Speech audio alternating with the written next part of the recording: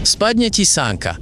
Ale práve teraz sa v oceáne motá jedno stvorenie, čo vôbec nescípe na starobu. Medúza Turritopsis dohrní a táto malá kurva proste oklamala smrť. Je veľká jak tvoj necht na malíčku, priehľadná jak sklo, no pritom vie niečo, po čom ľudia túžia už 1000 rokov, ona proste nevedne, chápeš? Keď normálna medúza zostarne, ochorie alebo schytá poriadne do držky od predátora, tak zdochne ako všetka normálna zver na tejto planéte, ale táto malá potvora ani náhodou. Turritopsis si len tak zresetuje svoj vek. Jej bunky začnú mladnúť, ako keby jej život niekto pretáčal dozadu do piče. Ty kokot, takto maká jej superschopnosť. Dospelé vyšpecializované bunky medúzy sa zrazu premenia naspäť na kmeňové, na tie univerzálne zárodočné bunky. Predstav si, že tvoje pečeňové alebo mozgové bunky z ničoho nič zabudli, čo sú zač a boli zas ako u embria, môžu sa premeniť na hocičo, aj na srdce, kam len kurva chcú. Medúza si sadne na dno oceánu, jej telo sa rozplynie na zhluk buniek a potom z toho vyrastie nová mladá medúza, tá istá identita, len s vynulovaným vekom. A tento trik môže opakovať do nekonečna. Ostarla, vrátila sa do detstva, narástla, zas ostarla, pojebaný večný kolobeh života bez konca. Som v piči z toho, že si vie spustiť to omladenie kedykoľvek chce. Žiadne čakanie na starobu, stačí pojebaný stres, hlad alebo len na hovno nálada. Nevyhovujú jej podmienky v tejto časti oceánu?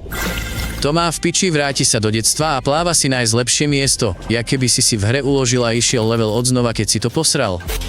Japonci skúmajú túto pojebanú potvoru od 90. rokov a furt nechápu, ako jej DNA drží pokope pri týchto neustálych premenách buniek sem a tam. U všetkých normálnych zvierat si bunka raz vybrala, čím bude, a šlús, kožná bunka na furt, ale Turritopsis sa na tieto pravidlá biológie proste vyserie. No to by bola riadna sračka.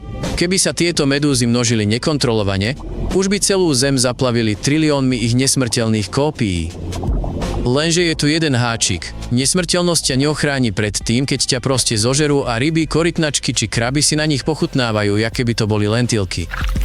Naviac sú tak pidi a nenápadné, že ich objavili vedci úplnou náhodou. Žijú síce po celom svete, ale ani Boh ich nevyloví z toho bordelu vo vode.